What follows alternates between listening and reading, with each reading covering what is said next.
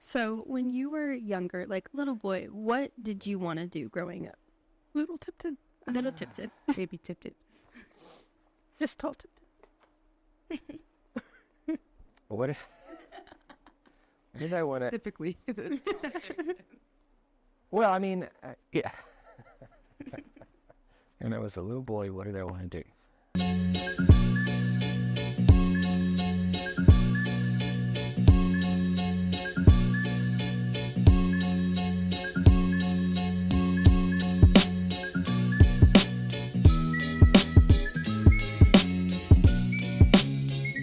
Good morning, Mustangs. Welcome back to the podcast, Career Talk with the CIA. I'm your host, Kylie. I'm your co-host, Lucy. And I'm your co-host, Eliza. Today we are joined by Dr. Tipton, the President of USW. Thank you for joining us today, Dr. Tipton. Would you like to introduce yourself? Hi, everybody. I'm Dr. Tipton. Glad to be here. Let's do it. No, I'm ready. I'm ready. We have looked over your bio. We have done our research over you. You haven't done your research over us. I know. I should have prepared a little Crazy. bit No, more. whatever. It's okay. You'll learn So today. your bio says that you like the sky and the ocean. Yes. What exactly do you like about the sky and the ocean? Anything about the ocean, right? I mean, I love the water, part fish. If I had my way, I would just stay in the water all the time. Anything involving the ocean, diving, surfing, paddleboarding, spearfishing, you name it. I mean, that's my place. That's my happy place. So my daughter's the same way. She loves the water. Wife, the same thing. We spend a lot of time at the beach, the ocean. So anything involving the water. In terms of, the sky, I like flying. I've been flying since I was 33, and I don't get to do it as much anymore, right? Simply because it takes a lot of time. You got to go out and do a lot of prep and whatnot. So if I had my choice, I would spend more time in the water. But yeah, I love flying. I mean, it's just a sense of freedom, right? Sense of you get up there amongst, either out in the ocean amongst the fish and all the aquatic life. You feel free, right? You're not confined to any, specific geography. You can go wherever you want and do whatever you want. So, freedom. Can I be honest? I cannot imagine him in anything other than a suit. Yeah. Like swim trunks Tipton is crazy. Swim trunks. He just swims in a suit. I did. Wonderful suit. I do have a separate suit for that, a specific suit. Yeah. Interesting. Period. Right. Yeah. So I can blend in like I don't always camouflage. wear a suit. I don't always wear a suit. But that's how we know you. Well, That's how I could see you. Look, I'm blind. I don't even have my glasses on right now. But sometimes I'll see you like across campus. I'll be like, it's Tipton. They'll be like, how do you know that? And I'm like, there's a suit on him. It's not. No, it's just a jacket and a t-shirt. I mean, Yeah, but you're the only one who does that. No, that's a good thing. It's not a terrible thing. That's how I recognize one you. of these days, I'll wear athletic shorts and a Oh. t-shirt. But with Nobody would. but with the recognize blazer. With a tie. blazer. The blazer has to be on. Swim trunks tipped in. Or I won't know who you Yeah, are. that's funny. Yeah. Made you want to be the president here? So I didn't start here with. I mean, full disclosure, right? I didn't get into higher ed intending to have a career in higher ed, right? I kind of landed here. I come from the oil business. Started my own company when I was out of grad school. I was 22 years old. This is a long time ago. I did that for about 10 years, ended up selling it. Traveled for a bit, did some consulting. I was actually doing a consulting project for the for the college across the street, the junior college. And ran into the dean of the College of Business that was here at the time on the advisory board for that project. And he just asked me to come teach, and I said, "That's not really my jam. I don't teach. That's not my thing." Kept after me for a bit, and finally I said, "Okay." Came out and taught economics, and that turned into this. That was 15 years ago. Yeah, I started teaching here 15 years ago, and it just kind of evolved, right? I mean, I love the place, love USW. I remember, 15 years ago was the institution was about a quarter of the size it is now. We have a lot more students now, a lot more programming, things that we do. And it's just been a great journey. I mean, So in 2009? in 2009, yes, I started teaching here in 2009. Yes. You're going to see my There you face go. thinking in Yeah. the camera. That's Yeah, going to be in the video. She was doing I was the- like, Yes, 2009. Yeah, started teaching here in Nice. 2009. Yeah, it's been a while. And that, starting as an instructor here, turned into the dean of the College of Business, turned into the the provost, and eventually this. So I didn't actually go into it saying, I want to be a president, right? I didn't go into it saying, oh, I really want to be the president. Am I that boring? No, Did you see that? She just like, no, she does. Damn it. I do that a lot. She does this every we podcast. should leave that in there. We should leave that in there. She's like, Tipton's talking, and I'm going to take a big yawn right now because his career story is that boring. I'm going to give you the short version. It just happened, right? It just happened. So, but I love it. I'm here because I love it. So you starting out teaching was when you started here at USW? Yes. So when did you become the president? I think this is my third year. Oh, so like you're fresh at it. Yes. Yeah. You're fresh Fresh at it. I'm fresh at it. Compared to the 15 years he's been here, 3 years is newer. Newer, yes. Yeah. There you go. Fresh at it. Sorry. Okay, so did you have a different career goal when you got your bachelor's in marketing? Or did you just get it? Did I just get it? Okay, so I'll be honest with everybody. I was 18, and you go to college when you're 18. You don't really know what you want to do, right? Mm-hmm. And I was, just really kind of interested in getting a degree that was probably pretty versatile, because I knew I wanted to work for myself. I mean, my family come from a long line of entrepreneurial types of people. I mean, everybody in my family had pretty much worked for themselves at some point. And so I knew I was going to go into business for myself somehow, some way. I didn't exactly know what I wanted to do or how I wanted to do it. So I wanted a business degree, and I wanted to be pretty versatile. Marketing's pretty versatile. So when I finished my bachelor's, I was 20. I finished a little early. I was like 21, I think. And I wasn't quite ready to, because that's a big step. I mean, all of you kind of experience this, right? You finish your bachelor's degree and it's like, oh, now it's, I really have to adult, right? Yeah. I'm going to do everything on my own. Wasn't quite ready. I was like, I'm going to get my master's degree. So I got my MBA. I finished my MBA when I was 22, 23-ish. And, then I went to work, in the financial sector and did that for a while. And that kind of evolved into, going into the oil business. You doing it again? No. Do you need some espresso? You do. It's really good. That's that media espresso. Yeah. Yeah, you should have had your coffee this morning. We need Sabrina Carpenter in. I know, I was singing it earlier. Should have had your coffee. So I didn't necessarily have a career goal. I wasn't like, ooh, I want to be a president, when I'm 45. That was not, I just know I wanted to work for myself. And so I was looking for an educational path to help me when I started working for myself. And I'm glad I did. I got my MBA in finance and management. That really helped with the financing part of what I did in the oil business. So when you were younger, like little boy, what did you want to do growing up? Little Tipton. Baby Tipton. Just tall Tipton. What did I want to... Specifically. Well, I mean, yeah. And I was a little boy, what did I want to do? Little boy Tipton, I wanted to be James Bond. Right. That's valid, better. right. Valid. That's better, right? I wanted to be James Bond, right? What little boy doesn't want to be James Bond, right? Valid, I guess. And so yeah, that that doesn't really work, obviously. But so yeah, I mean, growing up in the environment that I did, I mean, again, they're all business owners, and so you get some of that kind of freedom, right? The freedom to travel and kind of write your own path, if you will. As a business owner, a lot of stress that comes with it, but I knew I wanted to have the flexibility and freedom to kind of make my own destiny, so to speak. So that's kind of what led me to the business track in college, because obviously the James Bond thing wasn't going to work out for me. Speaking of James Bond, can we please show Lucy who that is? Because she just said she doesn't know. You don't know who James Bond is? Wow, that is probably one of the most... 007. Never seen it. I've never seen it. Wow. No way. Insanity. Spy. He's a British spy. British. Okay. James Bond is a pretty British name, actually. Now you know who James Bond is. See, you learned something. Are you gonna be? We're gonna have to watch 007 now. It doesn't sound British. It sounds white. I should.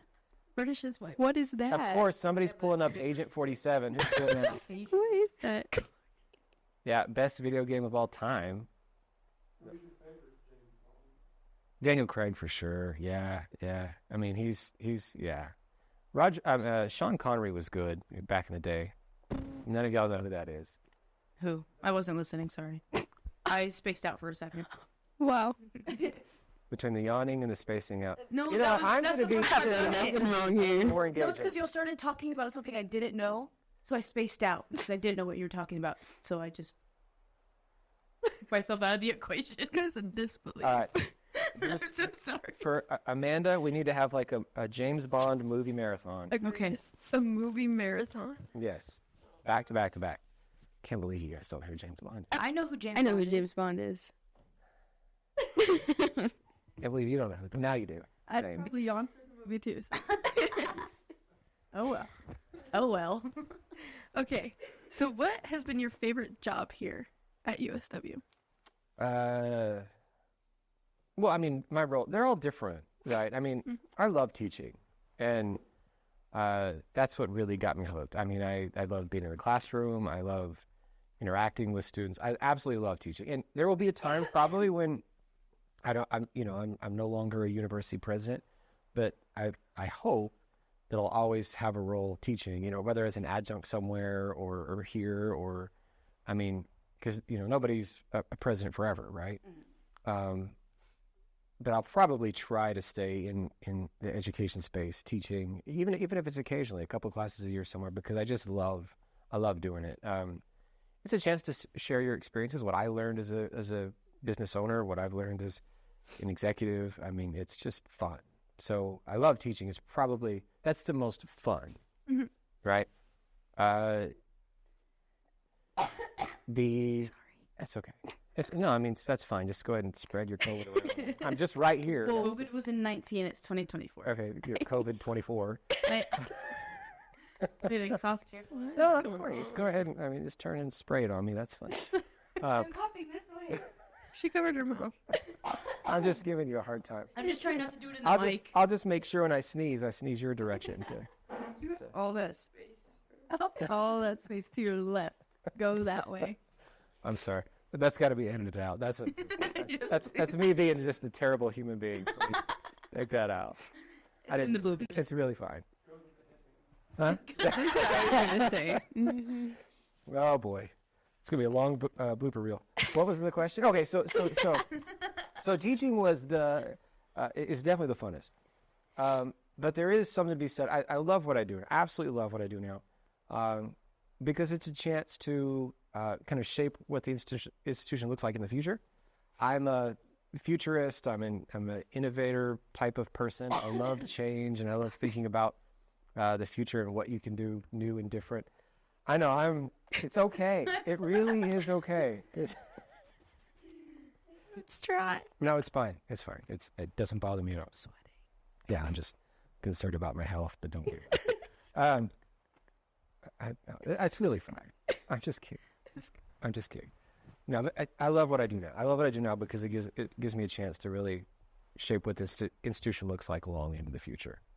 So I can't say there's necessarily a favorite, but it's between those two. Your turn, right? Sorry, yeah, it is.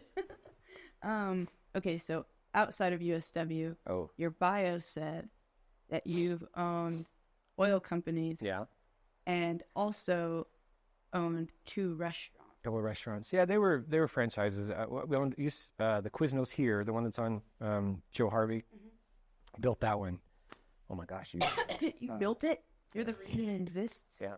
You built it? Built it? By hand, myself. Just one hammer. Period. It was me and one hammer. That's it. Yeah. Yep, there's Quiznos. Yeah, and a suit and tie. Yeah, I did it in this suit. It was this suit actually. Oh, so that's what that dust is right there? Yeah, a little dirty. A little dirty. You actually beat me to that because I was about to say a thing. We got some scuff marks. But no, so I built the one here, and then we had one in Lubbock, and then eventually sold them, and I think they've changed hands multiple times. I don't know. So So, like, when did you own those, or do you still currently own them? No, sold them in 2008. A long time ago. Yeah. 4. Oh boy! Wow! Oh my god. Wow! I was 5. Did you hear that, everybody? She was like, "I was 4 back there." Wow, that makes me feel nice and young. Thank you. Thanks. You're welcome. Yeah. Yeah, all the gray hair on my face. You don't look a day over 20, you're fine. You're They my were best- fine. you're my best friend. You're fine. You just passed. You just passed your class. Thanks. You graduate right now. Here's your degree. Thank you. I'll take it. Flattery works wonders. Don't have any more You don't have questions? That's it? Those are all the Well, questions? no, we have more. Oh. But about career. Oh. Oh, The that was careers. the last one. Um. Well, it's fine. It's okay. Have you lived anywhere else besides, like, here in Hobbs and Lovington? Yes, I was born and raised in Lovington, and I went to school in Texas. And So you drove to Texas every day? no, I lived in Texas. Oh, okay. I was like, Yeah. you said born and raised. I was born and raised here in in Sorry. Lovington, and I'm then being I difficult. went off to college in Texas, and then came back here when I started the oil company. And I've had a house in Granbury, Texas. So Granbury, Texas. South Can we Google that? That's Oh, in okay. Dallas. Okay, Fort Worth. okay. Yeah. I'm We quite. don't have to Google it. It's okay. It's Fort Worth. Fort Yeah, Worth. that's where my Alright. sister It's lives. a Metroplex. There you go. And I've got a house in just north of West Palm Beach, Florida. So I go back and forth between here and West Palm. And What? stuff. Cool. Do you need a maid? I can be a dog. I could, Great like, dog. Can we go on a field trip? Field trip to West Palm. See, there you go. yeah, to Yeah, I'm gonna need to go there. House, specifically. In West Palm. That is Speaking- beautiful. Florida's nice. Yeah, Florida. See, that goes back to the ocean thing. The sky and the ocean there. So there you go. Do you live like really, really close to the water? Yeah. He's like, that's my house right there. He's No. actually the face of Yeah. That yeah, I mean, skyscraper? You can Mine. just, go down the street and get in the ocean.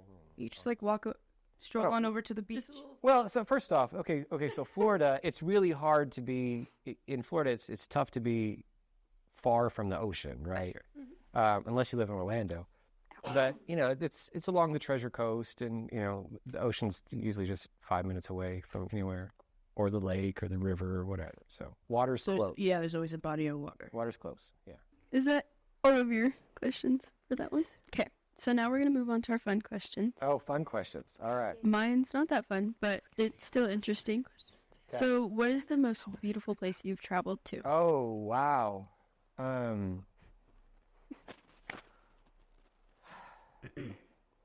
Probably the most awe-inspiring is probably Zion. Zion National Park. It's just it's something. So okay, here we go. We like Google it. Yeah, there you go. Yeah. Oh wow. That Yeah, is Zion's Where really was that? cool. Utah, I believe. Yeah. Southern. Oh, I've been to Utah, but I've never been there. Yeah, Southern Utah. That's so cool. And we've been. My wife, daughter, and I. We've been to quite a few of the national parks, and they're all just fantastic. I mean, I would recommend anybody, any chance you get, go to a national park because they're all just going to be awesome. But Zion is probably the most majestic because you're down in the bottom of it there, just looking up, and it makes you feel incredibly, incredibly small. You want to know something crazy? What was that? Zion is my best friend's son's name. Really? Yes. That's a cool name. That's a really cool name. But yeah, go if you get a chance, go to Zion. It's something. Grand Canyon's great. I mean, all those things are great, but Zion is really, This one's like a hidden treasure. yeah. Because everybody goes to the Grand Canyon. Yeah, Zion's something, for sure. What about you? What's the most beautiful Oh. place you've been? Ooh. I feel like I'm just getting I haven't hammered really with been questions, there. but nobody else is sharing anything. So what about you? I'm trying to think of all the places I've been to. I haven't been to very many Well, that's places. okay. I mean, you've been playing like out of everywhere you were. Like this is a place like wow, this place was really cool. I mean, a local place for us would be Paladuro Canyon. I Yeah, love Yeah, the canyon so much. It's so Yeah. pretty. and that starts really the Colorado Plateau. I mean, when you Paladuro and you go up to like Mesa Verde and Arches National Park. It's a big circle. That's like this. It's all the same type of formations. Yeah, and so just imagine Paladuro on a much larger scale. Yeah. What that would be. Yeah, exactly. I like all the natural. Yeah. It's really pretty. What about you? I don't know. I would say I could tell you the prettiest golf course I've probably played Well, that's would smart. be the one in Fort Worth. Our Fort Worth tournament. What? Where was it? Like Las Colinas? I mean, that's probably Dallas. You know, What is it called? I have no idea. but a golf It course was in Fort Worth. Yes. Okay. Well, I'm like out, like the edge of Fort Worth. Yeah. It's outside. It's really pretty. I'm a city person, so I would say probably San Francisco. San Francisco's cool. Yeah. I really like San Francisco. I love San Antonio What about you? so much. Okay, I have a little bit because I can't pick one. Okay, so first one, Washington. Washington is so pretty. For no Washington, reason. the state, or D.C. the state? Washington, the state. State. Yeah. I was gonna say Because DC. we had gone and visited a family friend Yeah. in Washington, and his backyard was literally the forest. Yeah, the tree. It was so cool, and we almost got lost. But you know what? I would not have minded. And then also, okay, because I'm technically from Chicago, but I'm from a suburb. Yeah. So being actually in Chicago, Chicago's cool. I love Chicago. Yeah. Chicago's cool. Oh, I've never seen you'd that being right there on the Great Lakes area. I mean, it feels like you're on the ocean, right? Mhm. Yeah. So It's so nice. yeah, you got a little bit of everything. Okay. I like it. Your friend question. I like it. Picasso. If you could be an animal for a day, what would you be? Oh boy. I could be an animal for a day. Definitely something in the ocean. She's got the ocean. All there is sharks. That's what I would Probably an orca. Ooh. Orca. Top of the food chain. You know what I mean? Oh. Yeah, there you go. Well, yeah, I mean, I love orcas. Orcas are yeah, gonna let I mean, you you down. know, Scarier the than sharks are to afraid me. of So the cute. orca, so there you go. Valid. There you go. Top of They the look food so chain. sweet, but they're intimidating. know. Yeah. Like you. I look sweet, but I'm intimidating. I'm not intimidating. At first, A I don't little. look sweet. The first time, You look intimidating. maybe actually. it's the other way around. You look intimidating, but you're sweet. Yes. That's what I was trying to say. Okay, well, that's better, I guess, but I don't think I Well, look you intimidate me. Well, Maybe it's walk just because you around have the label campus of president and guy. Nah. I was like, that's the president? Okay. What? before you knew I was a president, like, that's just some that's a goofy cool guy in Some, a suit. some guy in a suit. somebody that walks around. Wow. That was funny. He's with the jazz band across the street. Jazz band. It's music day in the calf. He's playing the trumpet. He has his tap shoes on. I should do that one of these days. I just does it in the calf with the trumpet and tap. shoes. 100%. Oh my god. Hey, there's the stage, folks. Where's gets on top of one of the empty tables. Oh That's right boy. where you get your shoes off right. They have a rag for every time he lifts his foot. Wow. Somehow we got off track, but that's all right. Quite off track. I apologize. Okay. All right. You already know it's coming. What's a random fact about yourself that not many people know? Random fact about myself. You have tap shoes. I actually do have tap shoes. That's crazy. Tap shoes. That not many people. Like when you say not many people, do you mean not many people at USW or not many people just in general? Give us one of each. I do like to dance. Yeah, I'm a dancer. Okay. You know they don't. People know that. People know that. Yeah. Wait, I didn't know that. I didn't know that. Oh. I'm sure none of the students knew that. Yeah, I Maybe Philip. There's some random videos of me having dance contests I think, What? with students. I'm gonna a have to few find years those. back. No way. Pull it up. We showing off I love USW. He was like, when how many people can dance with Ireland? Yeah. That's what you Like I mean. said, He's literally yeah. dancing. Nobody would know that but Philip. Yeah. Yeah, I do. Philip I knows dance, everything. and I do some I've only DJ been here stuff for in 2 Florida. years. I've only been here for Yeah. 2 years. You're a DJ? He's Yeah. Marshmallow. Yeah. Confirmed. Marshmallow's one of my favorites. I had the chance to go see Marshmallow, and I'm so mad at myself I didn't do it. This was like 4 or 5 years ago before he got really big. I was in Chicago at an event, and he was playing at the Navy Pier just across from my hotel. And, I could have got to see him for $20, you know. And I mean, I was listening to this stuff at the time. $20? Yeah, and I didn't have time. I was like, $20. I should go. And I didn't do it. And I'm mad that I didn't, because now, yeah, I mean, I love marshmallow. $20. But I'm That's not a marshmallow. steal. Yeah. Yes, Are you yes, I sure? would say. Yeah. Yeah, I agree. Recently, USW partnered with ChatGPT. Oh, we're going to the AI. We are stuff. going to Yeah. AI stuff. Let's do it. So why did you choose to partner with ChatGPT? Well, we've actually been, we've been looking for an AI partner for about a year or so. We've actually been reaching out to OpenAI, the parent company of ChatGPT, for about a year and a half, ever since they rolled out ChatGPT along the first version to the public. And we asked them, we want an enterprise license for we want our students to have it. We want to be able to use it as a teaching tool. And they just were like, it's too early. That's not our space yet. We don't do that. We kept after them. And then finally, they gave us a call about 6 months ago and said, we're going to start offering something to universities if you're interested. And we said, yeah, we want to make it available to everybody. So that's what we rolled this out. The reason we did is because I feel like we have a responsibility. We have a responsibility to all of you to, not only help, I guess, facilitate or teach how to use it responsibly, but, also expect you to. It's intuitive. You guys are using it. But this, yeah, you're like, yeah. I feel like this is going to go on for a while, so we better get them some water. This is an important point. You're good. This is an important point. All right, I'm going to put my... Yeah, Jared. The espresso's Oh, sorry, I Espresso. just yelled in Jose's ear. down. Putting the espresso So down sorry. here. Jared, you good? Or wait, where's Thank you, Jared. You're an angel. Only one. We're about to get you another. You ladies all right? Did you get that on the camera? Thanks. Just kidding.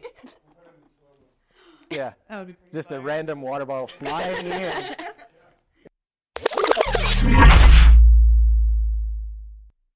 But see, here's the thing. Believe that part. So you can't fake it forever, right? Eventually you're going to go out and you're going to be in your career, and your employer is going to expect you to be able to do things, which ChatGPT is going to help you do those things, right? It's going to help you write memos or do, if you're marketing, advertisements, whatever. But still, at some point, you will have to make decisions. Yeah. You're going to be in a role where you're presented with a problem or a challenge, and ChatGPT is not going to have, it's not going to be able to help you come up with something new and creative and innovative. And it's just a tool, right? And it's like, like the PC, the computer, whatever.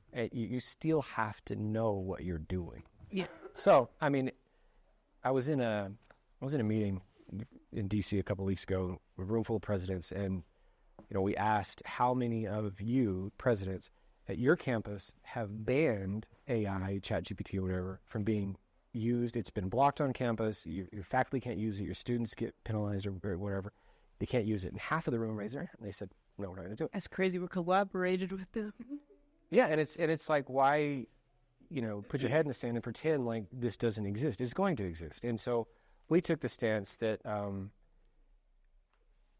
it's going to change what we teach, right, the curriculum, and how we teach as instructors. And I know it comes with its own set of challenges, right? The argument is like, it's cheating and this, that, and the other. But we have a responsibility to help students learn how to use it responsibly, the right way, but also still learn the content themselves. And that's a tough thing, because we all know how easy it is just to type in, get something and spit it out.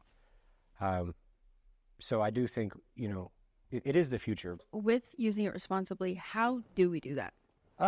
Wow. So I think we sent out, in fact, I know we did, because it's on the screen right now.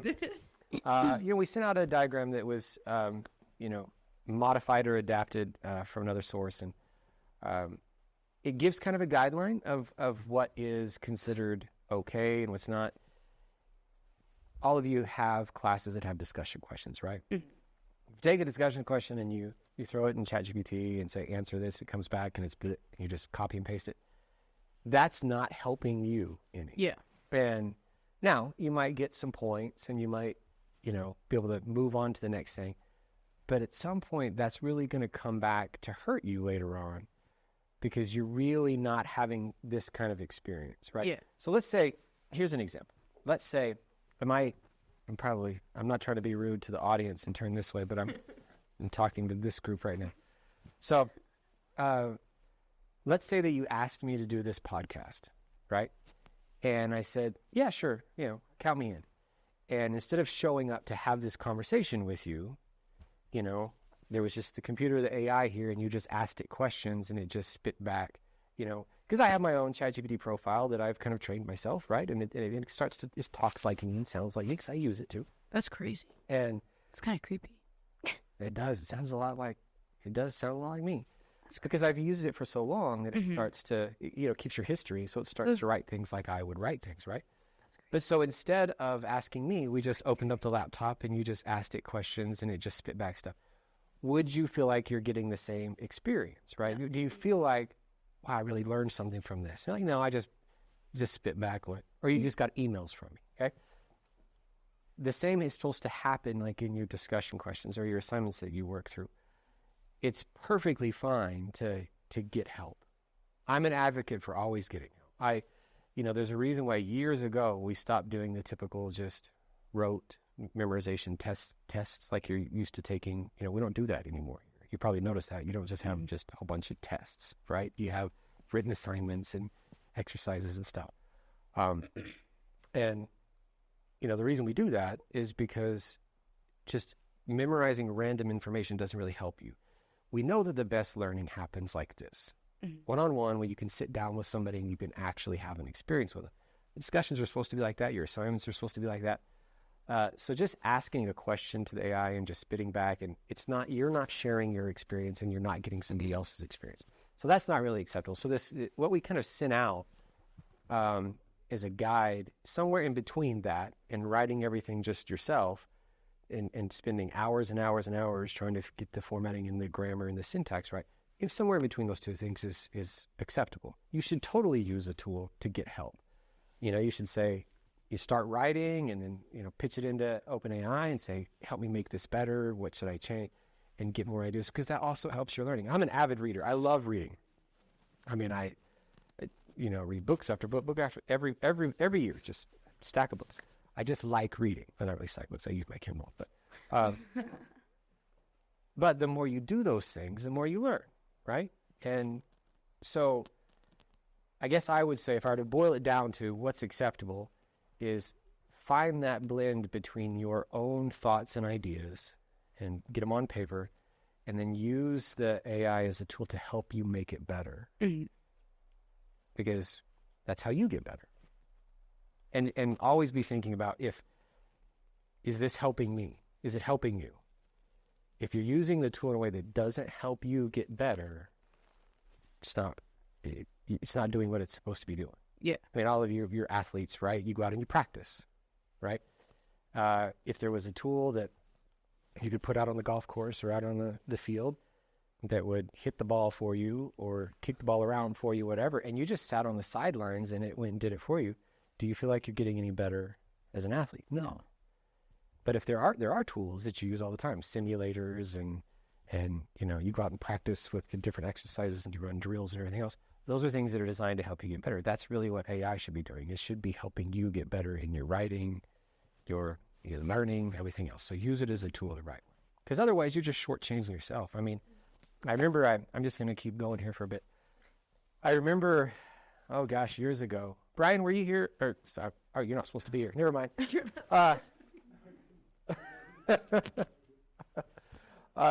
Years ago, I gave a speech it was in the chapel about very similar to this. How do you get where you're supposed to be going? What are the most important things to build your career? And we kind of gave an example presentation. I had a student come up and just asked, if they just wanted the piece of paper, right? Did you just want the piece of paper? Because that's what people say. It's like, here's your degree, good luck. I want that diploma. I want that piece of paper. But the reality is that piece of paper, when you go hang it on the wall, that piece of paper by itself is worthless. It doesn't mean there's no value to it. Yeah. Right? It's the experience that you got while you were here and what you learned while you were here. If you get through it and get that piece of paper, but didn't have an experience at all, didn't learn anything, then you just wasted 4 years of your life, and you wasted the money, because you're not going to be able to do anything in the real world. I will give all of you credit for doing something like this, because this matters. What you're doing right here is engaging. This podcast by itself is helping you get experience, right? You might not think of it that way. You might, oh, it's fun. We got to do a podcast. It was kind of cool and whatever. But this actually helps you. It helps you. You're sitting down, you're asking somebody, you're interviewing, you're asking somebody questions. In a way, it's a type of kind of public speaking, right? We first sat down, everybody was real nervous. So it was like, we got to get started. You don't know how to start because it's awkward. You're like, well, how do we get comfortable, having this conversation? The more you practice this kind of stuff, the better you get at it. That's it. This is a skill, salesmanship, presentation, being able to work with a group and work with people. All of those things are skills. If you don't practice, just like driving, putting, mid-irons, all that stuff, just like what you do on the soccer field, those are skills. I don't know what it's called. No, it's okay. Attacking? I don't know. Dribbling? Do you dribble? Is it dribbling? Yes. It is dribbling? You think of basketball, but it is dribbling. But it's not. No, yes. Foot dribbling. It's dribbling. All right. You're doing your best. I appreciate you. I am trying. I'm really trying to relate. Obviously, I'm a soccer player. I used to play golf a long time ago. You can tell. Yeah. So you practice those skills because you want to get better at them. But the things that make you successful in your career, being able to get up and speak in front of people, being able to convince people that your project matters and they should fund it or they should be part of your team, those are skills. And if you don't practice them, you're never going to get better at it. So I think this is great what you're doing. And I think, the more people you have involved in stuff like this, the more you work on projects like these, whether it's a podcast or whether it's presenting or whatever, that's great for you. Because you're engaged, you're making friendships and networks, and you're meeting people that can help you later on in your career. They can give you a reference, right? But you're also practicing a skill. So. Period. If I had a mic, I would drop it, but I don't have one. And that's okay, because those are I expensive. don't think we should drop these. Yeah, those are expensive. We don't want to do that.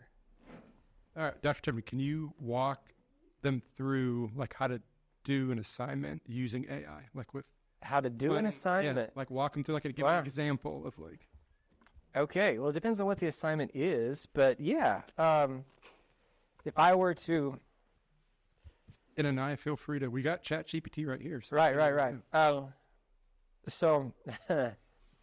So let's say, give me an example. I tell you what, let's do this. Let's be interactive. Give me an example of all of you are in classes right now. Give me an example. Don't tell me what the actual assignment is, but give me an example of a type of assignment that you're working on for this week. We know you have discussion questions, right? Do you have an essay due? Do you have a? Has anybody bothered looking at their assignment? I start a research paper next week. Okay, you have a research paper. Yes. Okay, what do you know what the subject is? Topic? I haven't decided yet because it starts next week. Okay. Because it's based on whatever we've learned within the first 3 weeks. Right. And we pick a subject. What is the class? And then it's theories of personality. So it's like psychology, yeah? Yes. Okay. What have you learned in the first 3 weeks? What did ChatGPT learn in the first 3 weeks? So let's Nothing. say, I'm behind. Okay, let's say you are expected to write a research paper comparing and contrasting the modern theories of personality. I'm not a psychology person, but I'm just assuming that's a thing, since you said it was. Okay.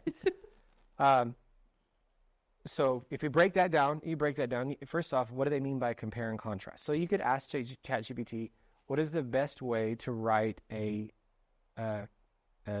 research paper that compares and contrasts competing theories? Right? Let's start there. And it's going to give you, somebody's doing it. We're actually doing it. Yeah. All right. So, And it's going to give you some guidelines. It's going to give you some tips. It's going to say you should start with this. You should think about that. Da da da da da da da. And so then you learn how to write and basically a compare and contrast, which is almost like an argument, right? You're saying here's this theory and here's this theory and here's the similarities and here's the differences. Yes. Okay. And are we doing it? Paper that compares and contrasts Theories. competing theories. There we go. Something like that.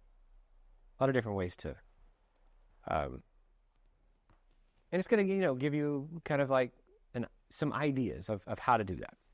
All right, here we go. Let's see what it says. Oh, there we go. Choose and define the theories. Okay, so that's first step, choose and define the theories. So you got to go figure out what the modern theories of personality are, okay? Once you've done that, develop a strong thesis statement. Thesis would be like the argument that you're trying to make, all right? And then, detailed outline. Let's keep going.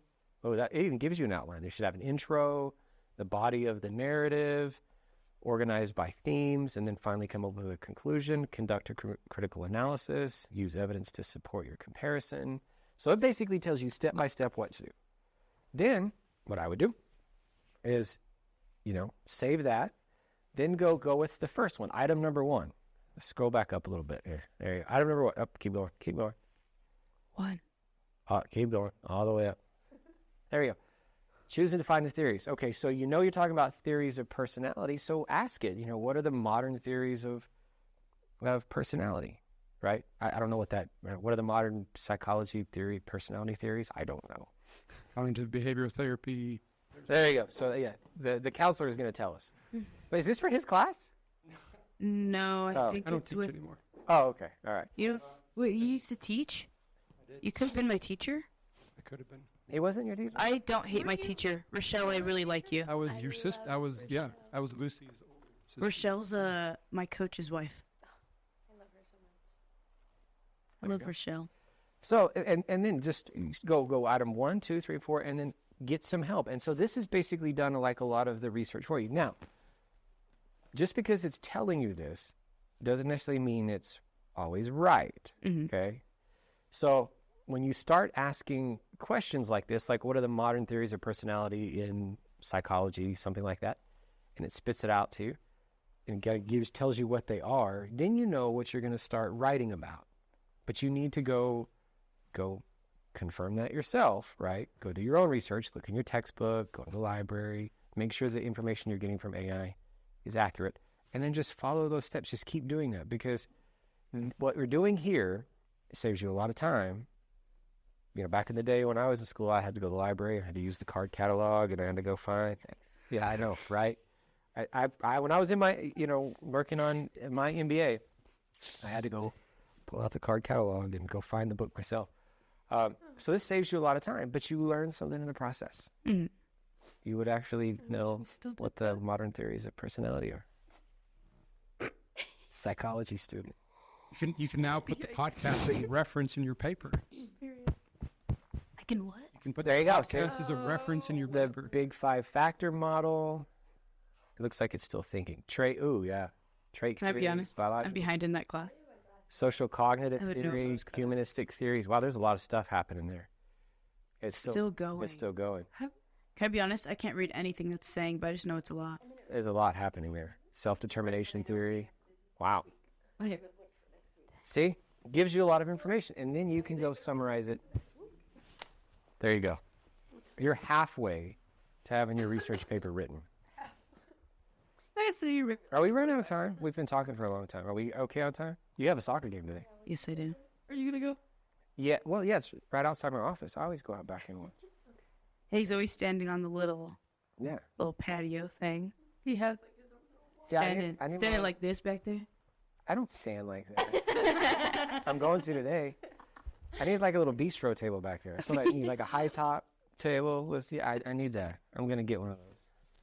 I think ChatGPT has a question, right, Kyle? Oh, it has a question.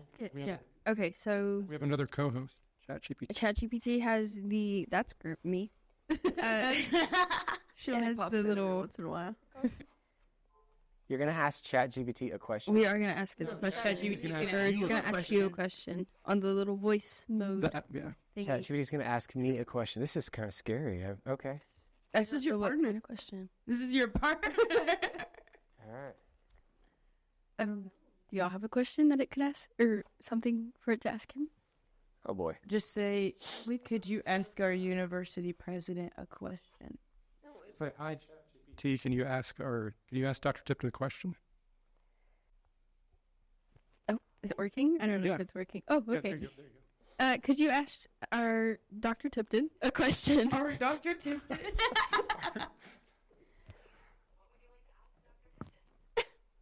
It's up to you. Surprise us. Okay.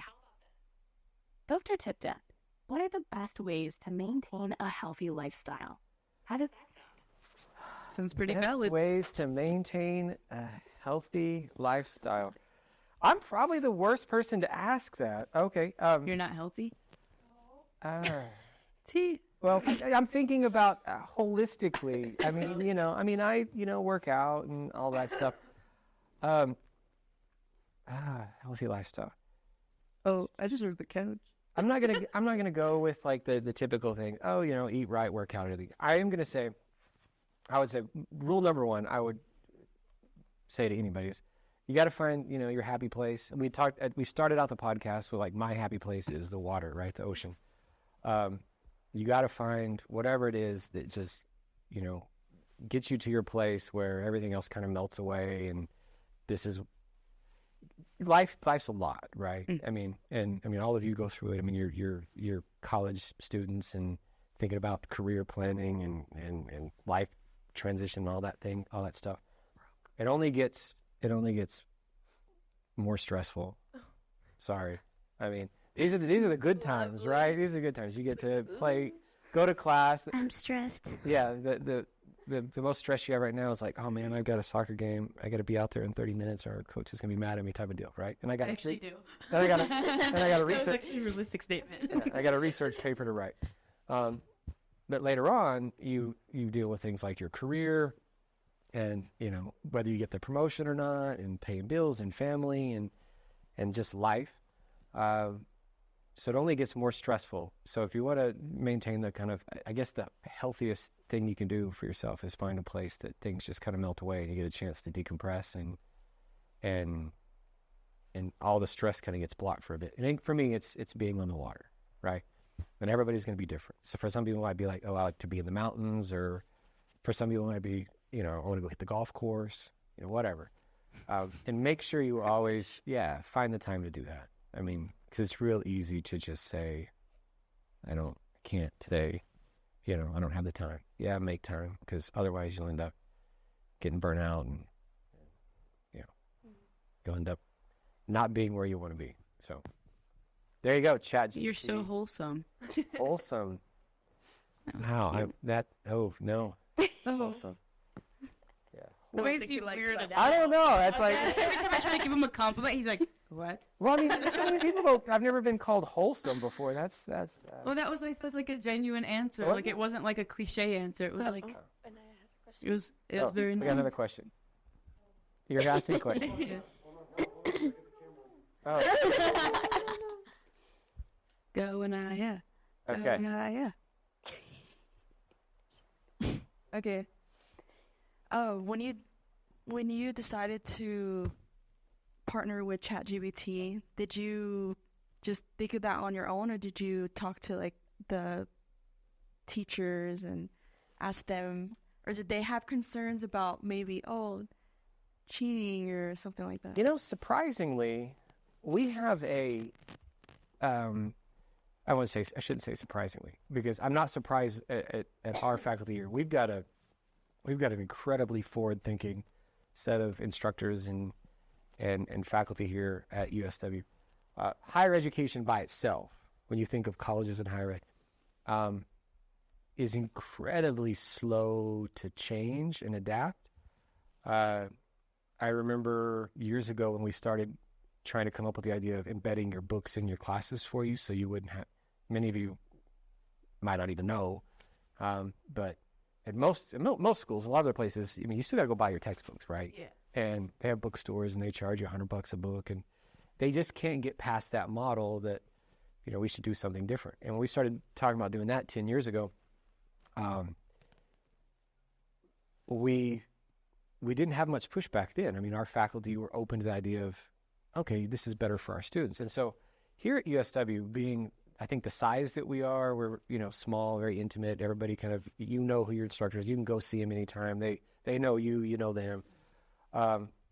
So when we started having the conversation about AI, we had some faculty who were kind of leading the way. Hey, we want to look into this. We want to start using it. And they kind of said, we need to be thinking about doing this. You know, I was all in. So once we pitched the idea to the entire faculty group, at faculty council, which is a lot like student council, but all the faculty members, the instructors, they immediately bought in and said, yeah, we should do this. The only concern was, how do we find a way to make it available? Because you've all noticed in your Blackboard in your classes, you have the AI assistant, right? And all it does is link you out to your ChatGPT, and it's a ChatGPT Pro account. So you have access to the video, like the AI or the image generation tools. You have everything. It's not like the free version of ChatGPT that you can go get. And this is like the full version. And so when we said we want to make it available to students, we want to embed it in the classroom, we want to give them an AI teaching assistant and everything else. The only concern was, how do we encourage them to use it, right? But then also not penalize them for using it, which is what led to that creation of that acceptable use. So if you have an instructor that says, because we have Turnitin now, right, that tells us how much of it was generated by AI. So there's a fine line between saying, go use this tool, and then we turn around and see that, wait a minute, it was entirely generated by AI. Yeah, now you get that's my biggest confusion. Yeah, and so you'll probably hear from your instructors, and that is a challenge. I'll be the first to admit that it seems almost contradictory to say, go use it, we're giving it to you, but then turn around and go, well, you used it, now you're getting punished. We don't want to do that. So what you might see is the instructor will say, well, I see that you used AI for most of this, right? I'm not going to give you all the points. I'm going to give you a chance to go rework it and resubmit and put some of your own, because that's really what we're trying to, it's from a learning perspective, what we're hoping can happen is that all of our students will learn, this is a tool. I don't want to shortchange myself by just going and copying and pasting the question or the instructions for the assignment into ChatGPT and say, do this, and then copy paste that in and submit it as my own work. Because that doesn't help you, right? You don't really learn anything. And but instead, if you take bits and pieces like we just did out of that and say, help me with this, and you're using it as almost like your own expert, like your own instructor in your pocket. It's like carrying around a professor in your pocket all the time. So why not, instead of just asking it to, well, just do this for me so I don't have to. That doesn't make you any better. Ask it, and I don't understand what this means. Help me with this part. And then eventually you learn and you move forward. So the only real concern from faculty was, how do we do that? Like, how do we help students start figuring out that this is something to help you, not to replace you? Because that's not what we want. We don't want AI to replace you as a learner doing all the work for you. And so just like we don't want AI to replace your instructor, right? Your instructor should be, just like we don't want AI to replace me. Like, I wouldn't just prop up AI right here and just say, I don't want to meet with y'all. You talk to my AI, I wouldn't have shown Talk to my AI, yeah. What's that? You wouldn't have shown up? Well, we could have just had 4 computers here, your AI, and then just talk to each other. It's just a Zoom call. Yeah. So I don't know if that answered your question or not, but we have a great faculty group that's very forward thinking, and you go to a lot of other institutions, and I know because I've talked to the presidents. And the faculty are just absolutely not. We forbid it, we prohibit it, and we don't want our students to use it or have access to it. We're going to do things the old way. And I mean, I get it, more power to them, but I mean, the reality is this isn't going away, you know. So we got to figure out a way to make it work. Yeah, it's just like the matter of fact of who's going to use it responsibly and who's not. True. And I feel like even when the school wasn't partnered with it, it was kind of being abused. Right. And now it's like we have it. We were talking about it, and is this kind of like a gotcha moment? Like, oh, we know the students are using it, so now let's provide it and see like what they do with it, or as a resource now. But that's what we were kind of thinking, like cheating. Yeah, it's like, oh, we got you, but we can't fail everybody, or we can't give everybody zeros. So why not provide it? Yeah. And like, I don't know. I'm not. Well, it's not really, I wouldn't say it's like a gotcha. We're trying to say, aha, we know. I recognize that, I mean, I use it. I use it for a lot of things. I mean, I probably use it more than most of on a daily basis, more than most of our students do. But because in my professional capacity, I have a lot of things that I have to write and prepare and presentations to give and everything else. And it saves me a lot of time. But I still have to be the one doing things like this, right? I have to. I think what we're trying to do is help students understand that the piece of paper, right, the degree at the end, is not what you're trying to get here. The piece of paper at the end that you put on the wall is not going to make you successful. By itself is not going to make you successful. It's not. I had, okay, personal story. Do we have time? We're good? Do we have time? Do we have time? I know you got important things to do. You've got a very important schedule. Oh, stop. So personal story. I finished my MBA when I was like 22, 23. And when I decided to come back and start my own business, I needed the money to finance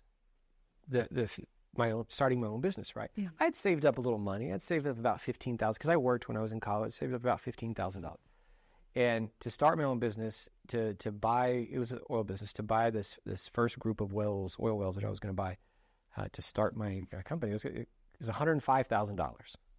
It was what it was going to cost to buy these wells. I had 15, and so I needed a loan. I needed money from somewhere. I either needed investors or a bank to loan me the money. And I went, bank to bank to bank, put in the application, told them what I was going to do. I was going to use the wells as collateral. I was going to put in my own money, but I needed a loan for the rest, and this is how I was going to pay it back, and so on and so forth. The first 6 banks told me no. But I had an MBA, and they liked the fact that I had an MBA. They're like, well, you got an MBA in finance. That's good. That's good for it. It's a good plus, but still no. And it wasn't until the 7th bank that the VP, the loan officer who was the VP, I knew me and I knew his daughter because we went to school together, had gone to school together. And plus I had the MBA, so I had a network, right? I had a relationship there. And I finally got a yes. And everybody was off to the races after that. They're the ones who loaned me the $90,000 or whatever it was to buy these wells, and then I was able to pay that off, and so then they gave me a line of credit to buy more and more and more and everything else. But I had that relationship that was a very personal relationship, right? That I was like, hey, you know me, I know you, we know each other, and plus I had the piece of paper. So the piece of paper by itself is not gonna do a whole lot for you, right? It's gonna tell people that, oh, okay, you got a college degree, that's cool, but you still have to know. And honestly, I mean, if I didn't know finance, I mean, because I went, finance was my thing. So I knew how to budget for the business. I knew how to run the business. I knew how to, all the financial calculations, the payoff. I knew all of that. So I knew it was going to work because I knew the material. If I had just, if I just asked ChatGPT, you know, write a business plan for me and turned it in, when you go to talk to them, they actually ask you questions. Well, what's your rate of return on this? And I can't answer that, or, you know, how do you know this is going to work? And, you know, what do you want to finance? And because I just handed in something that ChatGPT, I never would have got it. So I can't tell you enough how much it means for you to take advantage of the opportunity to learn as much as you can. And your classes, you do assignments, those are hypothetical things, right? I mean, you know, you're learning stuff like, oh, this is what this means. This means what's really going to make a difference for all of you is when you have experiences like this, when you sit down with people and you ask them about, you know, how'd you start your first company, or if you're an education student, what was your first day like in the classroom? You know, went in there for the first time and tried to teach fourth grade or whatever. What was your experience like? Or what was your first experience like, you know, counseling somebody that had been through a crisis? Talk to me about it. Because we're all products of our experiences. But if you outsource your experiences to ChatGPT, then you don't ever get those. Yeah. Right? So, you know, use it to make yourself, make yourself better. What was the question? I probably just, did we have a question? I was just kind of going on. You know, personal story was, if I didn't take the time to actually learn the material and form the relationships, the networks, I never would have got started. I wouldn't be here right now. Man. So. Anybody else have any more questions? That's it? We're done? I was having a lot of fun. I mean, I could do this all day. You have another one. You have one. Shoot, do it. So what do you think are some benefits to partnering with ChatGPT? That you haven't already answered. Yeah, just giving students exposure to what the future is going to look like. And all of you have it. It's tough. I mean, you know, back in my day when I had finished, I was able to be just confident in myself, knowing that I know this, you know, so therefore I can do this job. I can, you know, get this loan. I can build this business because I know what I'm doing. I know I'm going to know it better than anybody else, right? And I can walk into a room and I can convince a group of people that nobody knows this better than I do. Therefore, if I'm trying to get a promotion, if I'm trying to get investors, whatever it is, I know it better than anybody else, and I'm confident in that. Your generation it's tough because not only are you competing against other people, right, trying to get, but those other people and you have this whole nother advantage. They may not know anything, right? You might be competing against somebody who absolutely knows nothing, but they've convinced people they do because they have this tool that is doing everything for them. But at the end of it all of that comes full circle. I mean, I can't tell you how many people I've seen in the private sector, but also in higher ed that get promoted or they land in a position and they last for 6 months or a year because people figure out that they really don't know anything, right? They got there because they looked it on paper, ChatGPT or something else. And then you actually ask them to do the job and you figure out pretty soon that, wait a minute, they know nothing, right? It's not real. It's like social media. It's like, wait a minute, this is your pretend life. This is your real life, right? So not to knock social media. It's not my thing, right? As this is literally going on YouTube and that's Instagram. Different. Come on, this is a real. I was just kidding. I was just kidding. Just joshing with What is you. YouTube? I went with it. I'm just kidding. So yeah, I think more than anything, it's just you're getting some exposure to this tool is there, and it's going to make life very interesting for everybody. Yeah. So learn how to use it. Learn how to use it well. Learn how to use it right. But don't use it as a substitute for real, true knowledge. Right. I mean, I as long as I'm alive, I'll always believe that, you know, knowledge is the great, equalizer that throughout history. I mean, go the dawn of mankind until now, the one thing that has separated And, if you divide, different castes of people, the haves versus the have-nots, and the people that got somewhere in their career and those that didn't. And again, I'm not arguing on behalf of, like a class-based system, but the individuals who had the kind of lifestyle, that everybody wants, right? Had access to an education. They had access to knowledge and information. Now, the internet has made that easier for everybody if you have access to the internet, but not all places around the world do. But if you have access to knowledge and information, you can get somewhere. It would be a shame to take what you have access to, that knowledge, that information, and just give it away and outsource it to ChatGPT. Say, oh, it's easy now, I don't have to. Again, I'll always believe that knowledge and learning is the path to the kind of lifestyle anybody wants. Not necessarily happiness, but success, and being able to, achieve the things in life that you want. You have to have knowledge. You have to know stuff. And it's not enough to just say, oh, I know stuff, or I got ChatGPT. Then I have to actually be able to do. So, yeah, don't use it as a substitute for knowledge. I feel like I'm lecturing. I'm lecturing now, aren't I? It's like that point. It's like, old man Tipton is here, and he's like, that's, Ew. I know, I just totally went there, right? It's old man Tipton. Are we done? Are we going to keep going, or we're finished? And I just got a question. You have another question? Shoot. All right, let's do it. Um, Old man Tipton is left the building. We're gonna so you need to stop. So our generation is full of technology. Like, that's all we do. And especially here at USW, all of our classes are online. And, with the amount of money that we do pay here, it's like all of our stuff is online, and introducing ChatGPT, it's kind of making it easier. Like, right.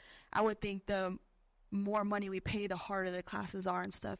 Do you think that ChatGPT is just like kind of pushing that easy way out, or easy way to get a paper, especially here? I think so. I think if used incorrectly, yeah. But again,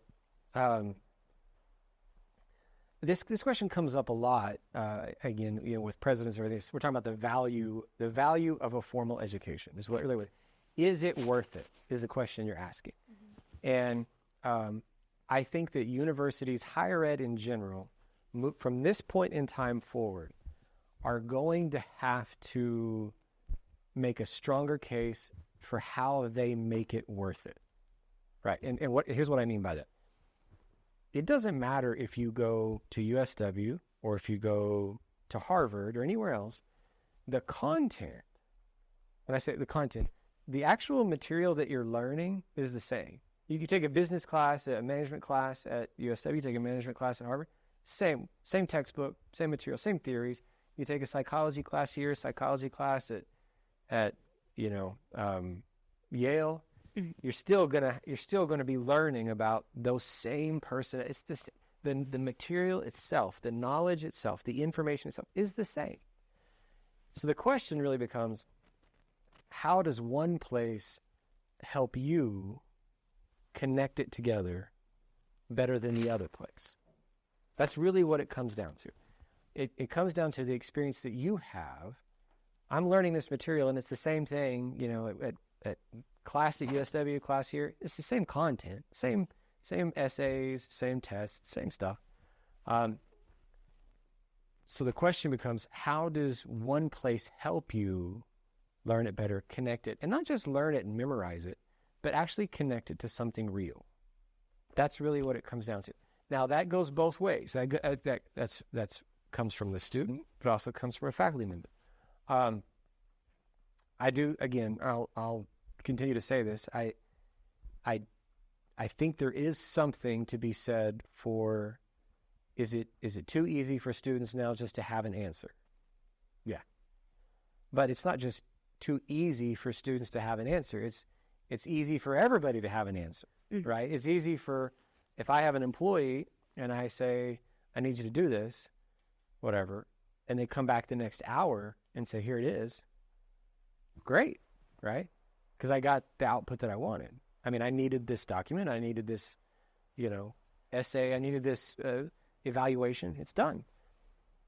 But there is always going to be a time when you need people to make a decision about something, when you need people to say, come in and go, here's this new idea.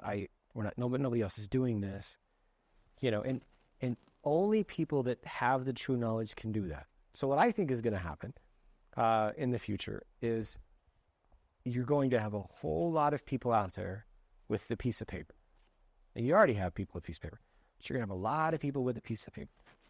But only tiny a fraction of them can actually do something without the ChatGPT. And those employees, those people, those movers and shakers and leaders, and those are going to be that's the real value. Those are going to be people that you want to hire. Those are going to be the people that change the world, because not only do they have the same tools you use everybody else, but they have the knowledge, so they can come up with new ideas. They can come up with things you go, wait a minute, this isn't being done. This is, how do I put that stuff together? Unfortunately, life in the world, most people take the easy way out. I mean, the road less traveled, most people don't take that one. Most people take the easy path, right? My classes are online-ish. All of you have a meeting time for classes, but is anybody to go? Is anybody to go? All mine are online this quarter. You guys have high flex classes with meeting times. Do you go? Next semester I do. You don't go. See? See? Why? Your instructor's sitting in there. I went through the hall the other day, and there's instructor giving a lecture to a class of 2 students, and I was like, how many? There's 20 in there. That's a perfect time to go sit down and say, I've already read the content. I want to know this. You can literally, here at USW, you can sit down one-on-one with your instructor, just like you're sitting here with me, and get an entirely different experience, right? Do you? Why not? No. I mean, I did, Why? but I don't. I would say, why not? You're sitting here with me. You've spent an hour and a half sitting here with me. That's a classroom. That's a Yeah, class period. that's, a class period or 2. Go sit down with them. I mean, that's whether you send them an email and say, hey, I'll be in class on Thursday, or I didn't make it to class, can we meet? Can I come by your office and sit down? They'll do it, just like I'll do it. Because, again, the content's the content. You're going to memorize this stuff, right? You're going to know what the theories of personality are. That's why you don't do it, because obviously we're boring, I guess. Or I'm boring. No, I've been up for a good minute already. You've been up for a good minute? Like what, since 9? 6. 8? Oh, okay. All right. Thanks. But yeah, take advantage of that opportunity. Go sit down and just say, I want to come by your office and I want to talk to you about the content this week is this. How have you ever experienced that in your professional career as a counselor, as a business owner? And they'll work through it with you. They'll do the same thing that I'm doing right now. And that's what's going to make the difference, because you're not going to get that at other places. So use it to your advantage. Yeah, I don't know, as a student, I find it's like contradicting on the whole fact, like you said, only a small fraction of students are going to have that knowledge to do it instead of not knowing it. But, we provide ChatGPT, and it's kind of like y'all are pushing, not y'all, or you. In no way am I knocking but I'm just saying, like, from a student perspective, like, No,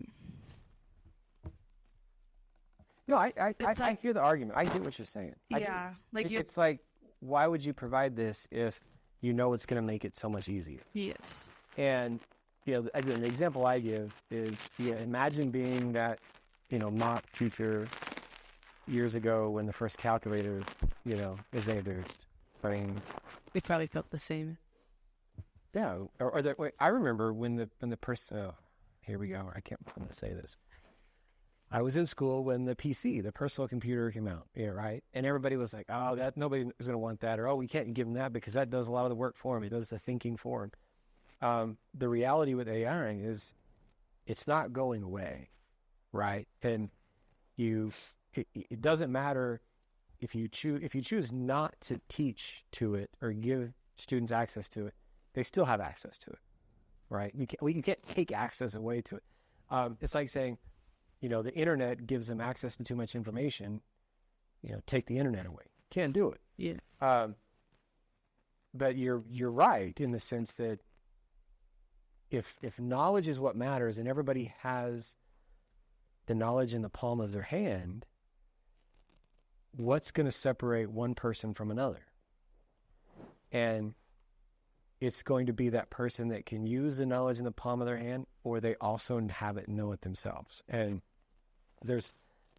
I don't believe there will ever be a substitute for you having the knowledge and personal experiences to bridge everything together. Everything that I've done in my life that has got me, to where I am, whether it was in the private sector, as a business owner, as a CEO, or here as the university, as the president, every decision that I've made was because I had the knowledge and I had an experience and I had an idea, and it was my decision to make. You can't fake it forever. You can't. You can do your best to get your foot in the door and hope that somebody listens to you because you look good on paper. But at some point or another, authenticity and being real. This is me. This is who I am. These are my experiences. This is my knowledge. This is my idea. That matters. And it's going to matter in an AI-driven world more than anything else. Something real experiences, real people, real ideas, authenticity is going to matter. It's going to be the commodity of the future. So I would encourage people all of you, especially young folks, to, number one, know how to use the tools. Use the tools, use them as much as you possibly can, use them the right way, use them in a way that enhances your own knowledge and your own experiences and gives you new ideas and helps you come up with things that you wouldn't have come up with before. But always keep it real and authentic, because if you get in this habit of taking the easy way out, how you do one thing is how you do all things, right? If you take the easy way out in one thing, then pretty soon you're taking the easy way out for everything. That's not going to get you anywhere. Okay, so thank you, Dr. Tipton, for joining us today, and thanks for watching this week's podcast. Be sure to tune in for the next one. Need to touch up my makeup? Yeah. Okay. You have a GoPro. I don't know. Somebody's gonna you're cutting my head off. I can't see what. Hang on. Hang on. Is that better? You have to That one. teach me how to do that. This one? Yeah. So put on your phone. That one. Okay, because I'm looking at where my fingers pointed. Do that one. Right, you sing. You say, "Hi, welcome to the podcast." Yes. That's insane. We don't watch our podcast. I do. No, seriously, I do. No, he just skips. make it like a reality. Is TV your show. house the one that's underground? No. Oh, the one here in Hobbs? Oh, why would you like Tipton lives underground? You think I'm a vampire? Do they have blooper reels? Yes, they're at the end of each video. You would know if you watched. Yeah, actually, don't put that in because everybody's gonna come for And me. that will be in the bloopers. You would know if you watched them. I must have missed that part. And action. Hold on. We were on. I made myself good. Done. We finished. Guys, This was fun. Your work cut out for you. There's a lot of editing that has to happen. There's a lot. Be out till next week. Yeah, make sure that, again, get my good side. Yeah. If I have a double chin at any point, can you edit that? Yeah, turn on the filter, will you? Get rid of the wrinkles. Because you're going to get out there in the workplace. You're going to get out in your job and everybody's dying over here, Brian. You've got to help us out. Look, he's running out. I don't even remember what I was saying. I felt like it was going to be great, though. It was. It was like it was going to be great. It was going to be great. I was kind of on a little bit of a lecture there. I felt like I was on a roll. If you were on Not that anybody interrupted me or anything. right. You know what? Coughs. Anyway, this is my good side. Let's say. Seriously. It really is. This is going to be fun, guys. Stop. Am I okay? Get it off of me. So I don't. All right. That's such a cute little cup. Espresso yourself. There you go. You just learn to accept it and hope you look good. I really like being able to see myself. Yeah, me too. Not that I'm conceited or anything. You said, what would I read? Okay, guys, I really have to go. Thanks for joining. Later, Stanks.